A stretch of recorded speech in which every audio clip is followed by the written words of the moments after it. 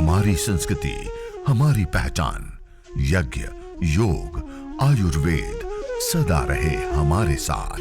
भारत के प्राचीन ग्रंथों एवं आधुनिक विज्ञान का दिव्य संगम, यज्ञ महिमा।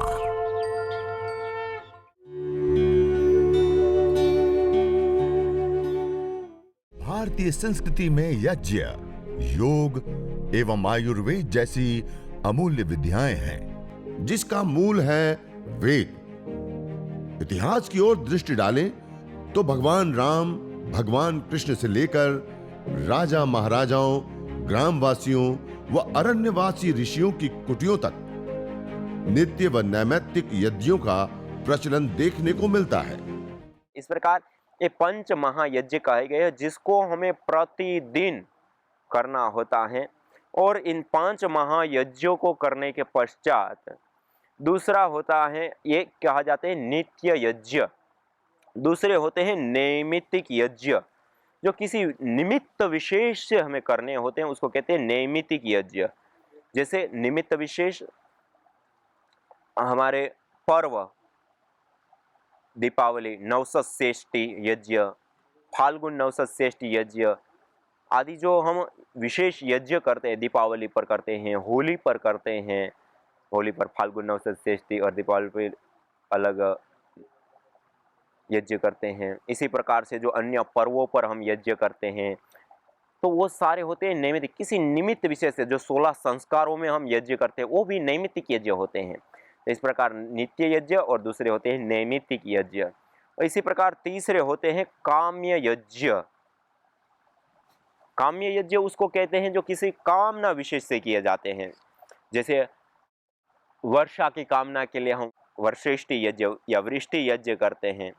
इसी प्रकार से हम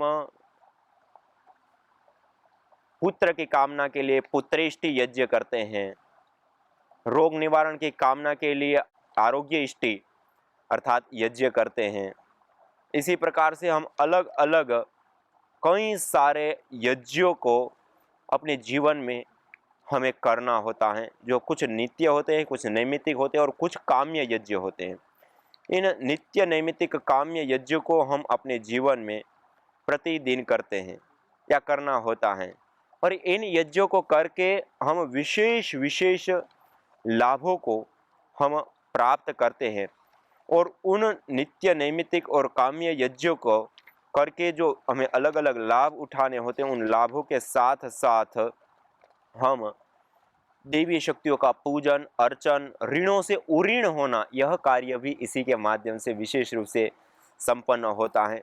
तो इसलिए हम यज्ञ को, हवन को, अग्निहोत्र को अपने जीवन में विशेष रूप से स्थान दें।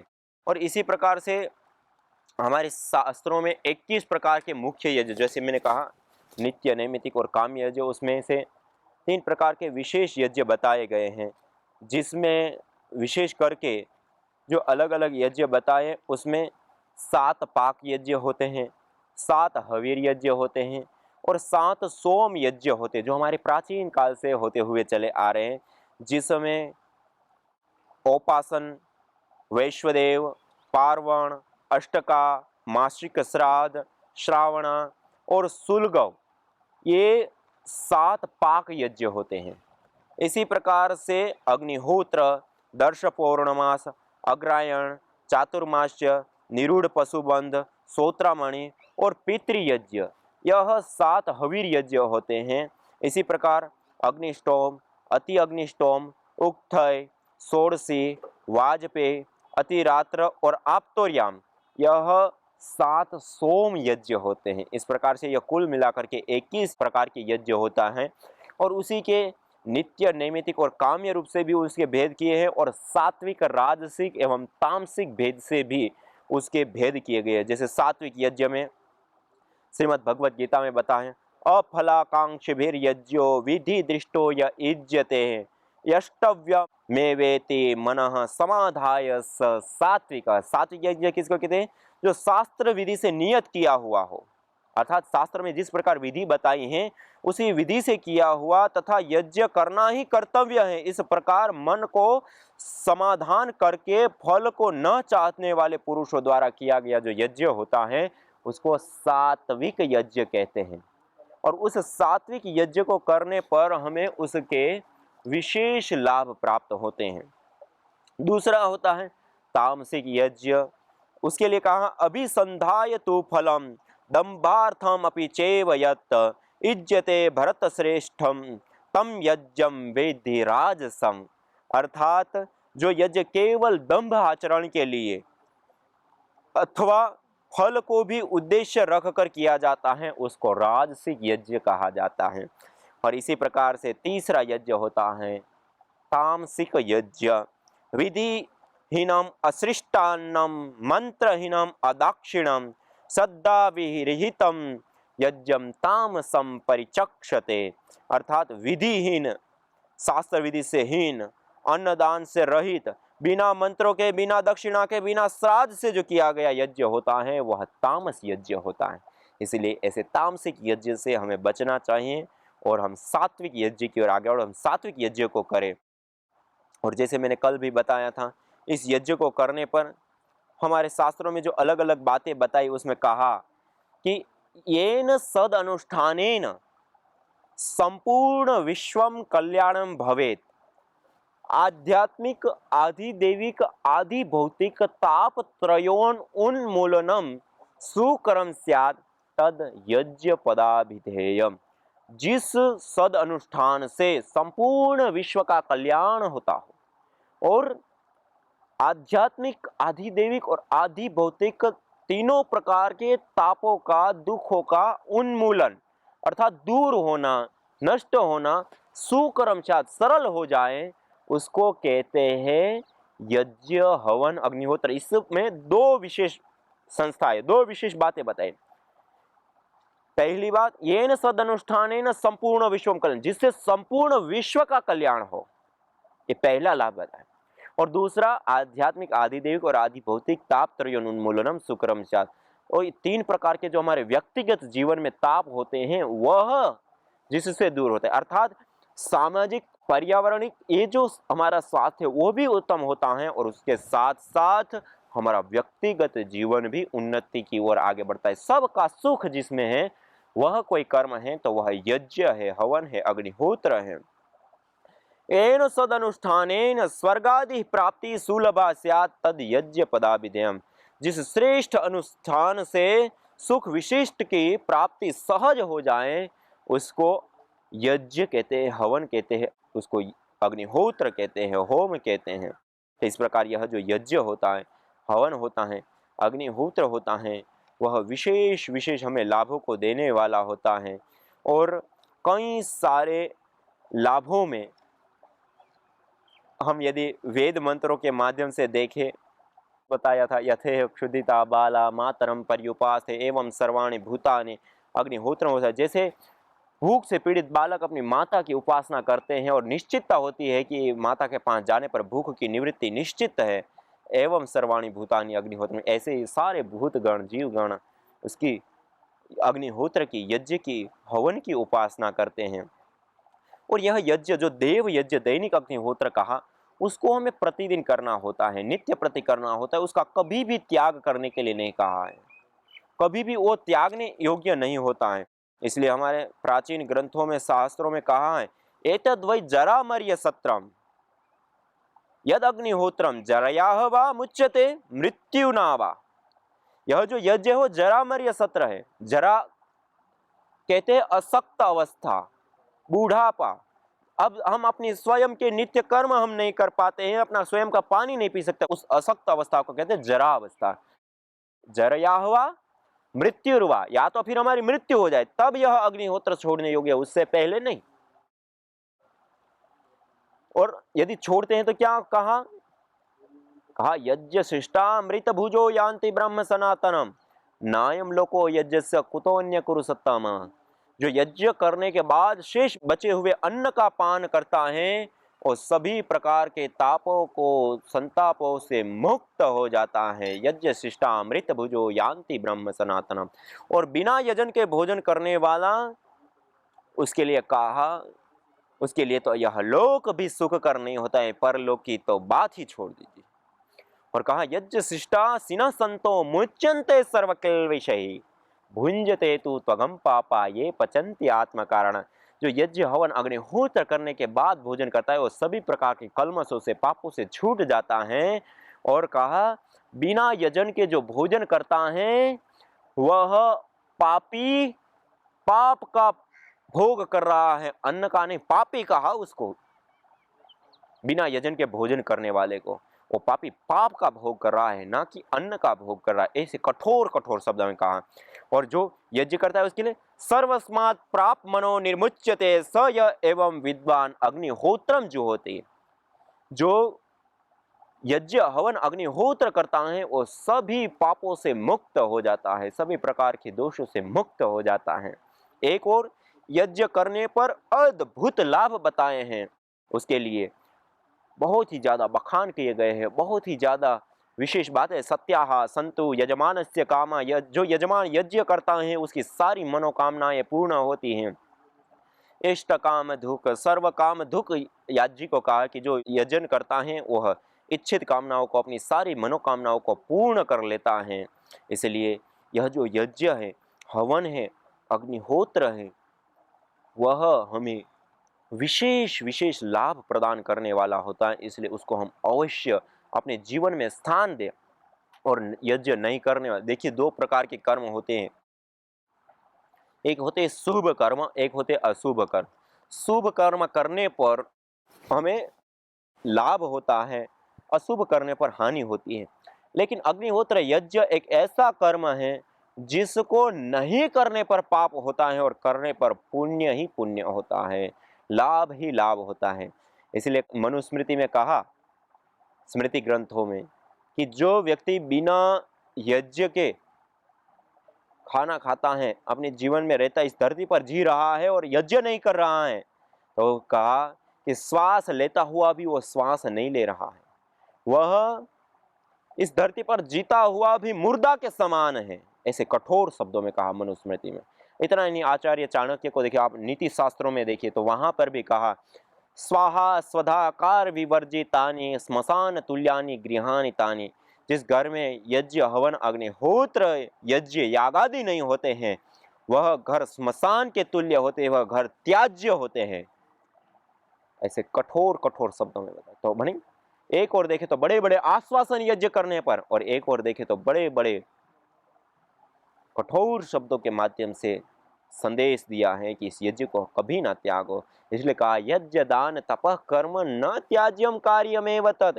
यज्ञ दान और तप, इस कर्म को हमें कभी भी नहीं त्यागना चाहिए। यज्ञ दान तपश्चैव पावनानि मनीषिणाम। यज्ञ दान और तप रूप कर्म तो मनुष्यों को भी पावन करने वाले होते हैं।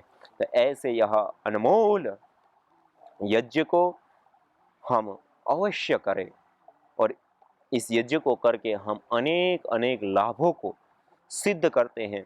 यह जो यज्ञ हम कर रहे हैं वह सामान्य कर्म नहीं अपितु अति विशिष्ट कर्म है। इसलिए हमारे नीति शास्त्र, स्मृति शास्त्र से लेकर के ऐतिहासिक ग्रंथों से लेकर के स्वयं वेद पर्यंत सब जगह पर वसोह पवित्रमसि द्योरसि पृथ्वीरसि मातरि स्वानो धर्मोऽसि परमेण धामना देहस्व माह्वार माते यज्ञपतिम भाषित। कहा वसोह पवित्रमसि, यह यज्ञ पवित्रता का हेतु है। वसोह पवित्रमसि द्योरसि, यह द्युलोक में स्थित होने वाला, द्युलोक में संतुलन स्थापित करने वाला, द्युलोक को संतुलित करने वाला। वसोह पवित्रमसि द्योरसि पृथ्वीरसि, यह यज्ञ पृथ्वीलोक को पवित्र करने वाला होता है, पोषित करने वाला होता है, संवर्धित करने वाला होता है। पृथ्वीरसि मातरिस्वान धर्मों से, मातरिस्वान कहते हैं इस वायु को, इस वायु का शोधन करने वाला होता है, इस वायु का पोषण करने वाला होता है, इस वायु का संवर्धन करने वाला। मातरिस्वानो धर्मों से परमेण धामना द्रिहस्व माह्वार माते यज्ञपति महासे।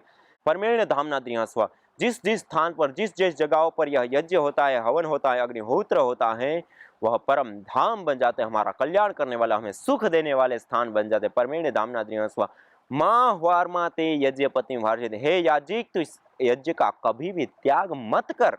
यह यज्ञ तेरा कल्याण करने वाला है, तुझे सुख देने वाला है, तुझे शांति देने वाला है, तुझे पोषण देने वाला है, तुझे सुसंतान देने वाला है, तुझे अलग अलग प्रकार के अनेकों अनेकों लाभ देने वाला है। इसलिए कहा शुचि जीवो अग्नि सहस्रारंभ।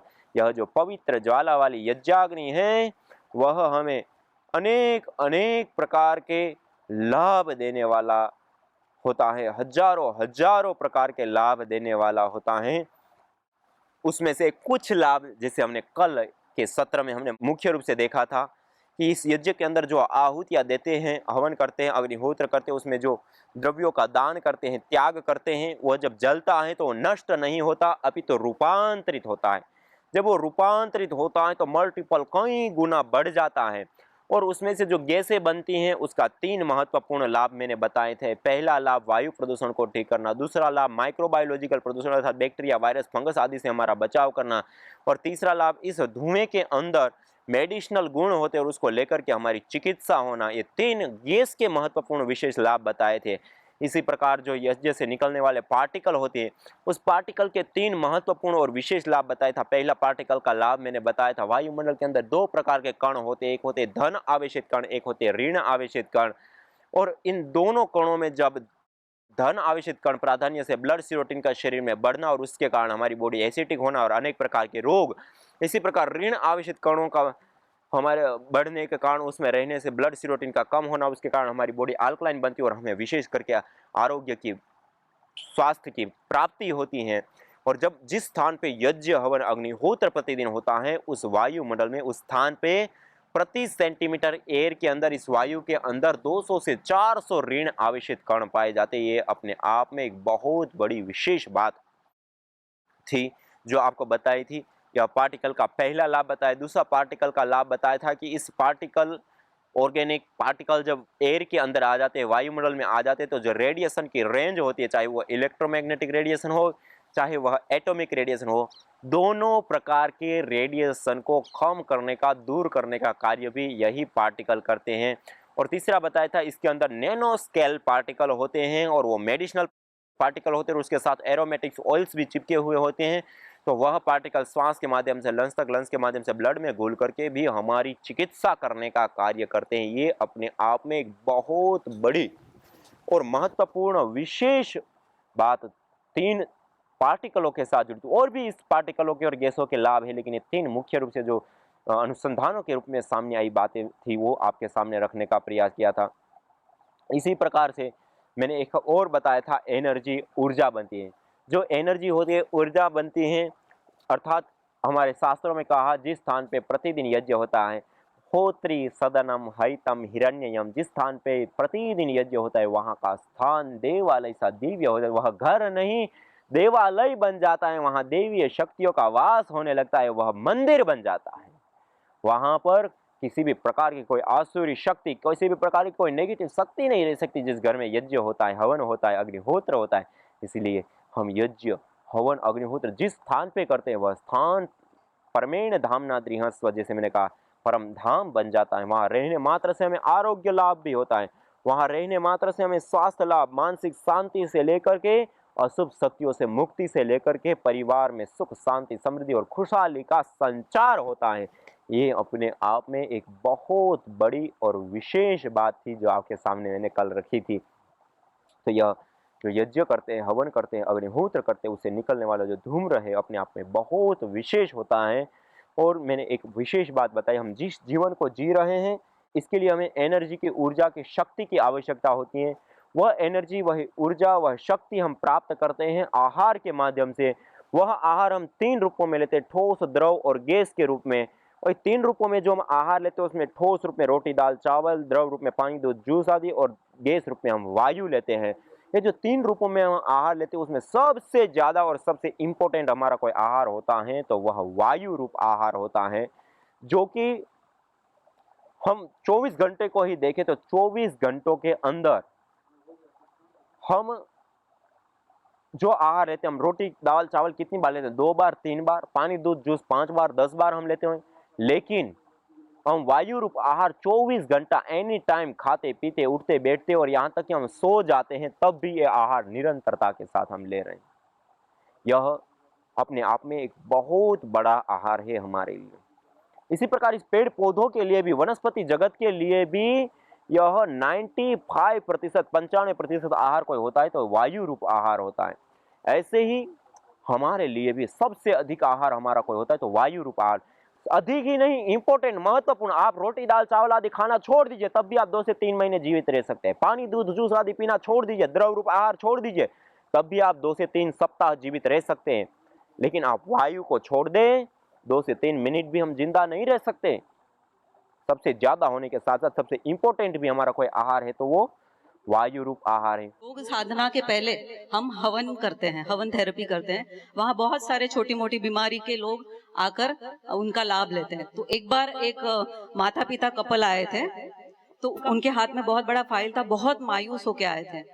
तो नरसी भाई और हमारी सभी टीम ने उनसे कंसल्ट किया, तो उन्होंने बताया कि मेरी बेटी है, कितने साल की, 20 साल की, 20 साल की बेटी है, कोमा में है, उसे कुछ पता नहीं चलता, आंखों के सामने भी अंधेरा है, पूरे बेड पर सब जगह नली लगाई हुई है, नाक में नली है, गले में नली है, सब जगह पाइप लगाया हुआ है, उसे कुछ समझ में नहीं आ रहा है क्या हो रहा है। कोमा में आपको पता होगा कि इंसान को कुछ भी पता नहीं चलता है, सिर्फ श्वास प्रश्वास चलती रहती है, बाकी आसपास कुछ भी पता नहीं चलता। तो उन्होंने उनके बारे में कहा कि उसको बहुत सर दुखता था पहले, तो ऐसे फ्रीक्वेंटली उसको होने लगा था। तो एक बार इतना सर दुखने लगा कि उसका सर फटने लगा और आंखों के सामने अंधेरा छाने लगा। तो उन्होंने तुरंत डॉक्टर के पास लेके गए। डॉक्टर ने कहा कि तुरंत इनका MRI कराओ। तो MRI जब करवाया तो डॉक्टर को पता चला कि पिट्यूटरी ग्लैंड में गांठ है, ट्यूमर जैसे गांठ है। तो उन्होंने बोला तुरंत ऑपरेशन करना पड़ेगा, लेकिन इसका हम गारंटी नहीं दे सकते, मतलब ठीक होगी नहीं होगी, कोमा में भी जा सकती है, जिंदा भी रह सकती है, हम कुछ गारंटी देंगे नहीं, लेकिन ऑपरेशन करना पड़ेगा। तो अभी हम जब डॉक्टर के सामने जाते हैं तो लाचार होके जाते हैं, हमारे लिए डॉक्टर ही भगवान होता है, तो जो आप बोलोगे वो करना पड़ेगा। तो ऑपरेशन तो हो गया, लेकिन उनकी बेटी कोमा में चली गई। 20 साल की बेटी इंजीनियरिंग स्टूडेंट थी, 2nd ईयर स्टूडेंट है, तो वो पूरी बेड में आ गई। एक ऑपरेशन करने के बाद 1 महीना तक बेड में थी। डॉक्टर ने बोला अब इनको लेके जाओ, और कितने दिन रखोगे यहाँ? तो उन्होंने बोला कि हम घर लेके जाके भी क्या करेंगे, उतनी सुविधा तो है नहीं, तो आप यहीं रखो। तो उन्होंने बोला हम यहाँ नहीं रखेंगे, आप दूसरे हॉस्पिटल में लेके जाओ। तो अपोलो हॉस्पिटल वाशी में, वहां उनको लेके गए, वहां 3 महीने तक रखा, लेकिन कोई प्रोग्रेस नहीं। तो उन्होंने सुना था कि यहाँ कैंसर के पेशेंट आते हैं, उनका ठीक हुआ है, ऐसे सुनते सुनते वो पाटीदार वाड़ी में आए थे। तो उन्होंने कहा कि हम आप पर पूर्ण विश्वास करते हैं, आप जो भी बोलो वो हम करेंगे, क्योंकि अब तो हमारे पास कोई चारा ही नहीं है। 30 लाख रुपीस खर्चा किया, कितना, 30 लाख रुपया खर्च किया, पूरे कंगाल हो गए। उसके बाद हमने कहा कि हम कोशिश कर सकते हैं, हम सिर्फ यज्ञ करेंगे, चलेगा क्या आपको, सुबह शाम आपके घर? तो बोलते कुछ भी करो आप, हम सिर्फ आपके सुपुर्द है, आप ही हमारे लिए भगवान है। अब तो हम जिस दिन उन्होंने उनकी बेटी को घर लाया, उसी दिन से, उसी समय से सुबह शाम दोनों वक्त उनके यहाँ हवन होने लगा, और आज 3 महीना कंप्लीट हो गया। धीरे धीरे जब उनको लाया गया व्हील चेयर में, तो उनके जो हाथ की पोजीशन थी वो ऐसी थी, ऐसी टेढ़ी, और ये जो पैर था वो भी ऐसा था व्हील चेयर में, और आंखें इतनी, जो अंदर का जो गोला है वो ऐसे बाहर प्रोजेक्शन हो रहा था। इतना मतलब उनको देख के मतलब किसी को भी मतलब रोना आ जाए, ऐसे उनकी हालत थी। जो उनका पहले का फोटो था 20 साल की लड़की, और अब देखेंगे तो जमीन आसमान का फर्क था। तो ऐसे व्यक्ति को दिन रात हवन, मतलब वो कुछ कर नहीं रही थी, सिर्फ बेड पर ही थी, और हम सुबह और शाम हवन करते थे। उस हवन के द्वारा सिर्फ 1 महीने के अंदर थोड़ा सा हलचल उनको शुरू हुआ, हाथ और पैर में हल्का हल्का हलचल शुरू हो गया। ऐसे करते करते 3 महीने के बाद जब उसको फिर से टेस्ट करवाया गया, तो डॉक्टर ने क्या कहा, मिरेकल है ये सब, मिरेकल दिव्या, उसका नाम दिव्या है। तो उन्होंने कहा कि ये तो मिरेकल है, और सभी डॉक्टर्स उसको मिलने के लिए आते थे, और वहां 3 दिन वो रही, और सभी लोग उसको मिलने आ रहे थे जैसे कोई बहुत बड़ा व्यक्ति आ गया हो और उससे मिल रहा हो, सेलिब्रेट कर रहा हो। तो धीरे धीरे ये यज्ञ से, देखो आप कुछ भी नहीं करेंगे, सिर्फ आपके घर यज्ञ चलता रहेगा, तो भी जाने अनजाने में आप वो श्वास प्रश्वास उस वातावरण में ले रहे हैं। सिर्फ उतना श्वास प्रश्वास लेने से भी उनको इतनी प्रोग्रेस हुआ कि आज वो, उसका पूरा नली जो है, नाक में से जो नली था, यहाँ जो है एक मशीन लगाया हुआ था, वो भी पूरा निकाल दिया, और अब उसको हाथ से उठा के वो खड़ी रह सकती है, और जो आंखों के सामने जो अंधेरा था वो भी उसको दिखने लगा। बहुत ही आश्चर्य, हम भी मतलब सोच नहीं पा रहे थे कि ये कैसे हो गया। तो हमारे लिए भी ये आश्चर्य की बात है। यज्ञ भारतीय संस्कृति की मुकुट मणि है, प्रतीक है, मूल है। मानव जीवन के हर पहलू के साथ यज्ञ जुड़ा हुआ है। चाहे वह संस्कार, चाहे पूजा पाठ या फिर पर्व से लेकर हर शुभ अशुभ अवसरों में भी यज्ञ करने की सार्वभौमिक, वैज्ञानिक एवं पंथ निरपेक्ष पावनी परंपरा रही है। आइए हम संकल्प लें, संसार के श्रेष्ठतम कर्म यज्ञ को अपनाएं। पिंड और ब्रह्मांड में संतुलन कायम करने वाले यज्ञ को अपने जीवन का अभिन्न अंग बनाएं एवं प्रकृति मां के प्रति अपने ऋणों को अदा करें। विश्व स्वास्थ्य का एक नारा, यज्ञ से होगा जग उजियारा।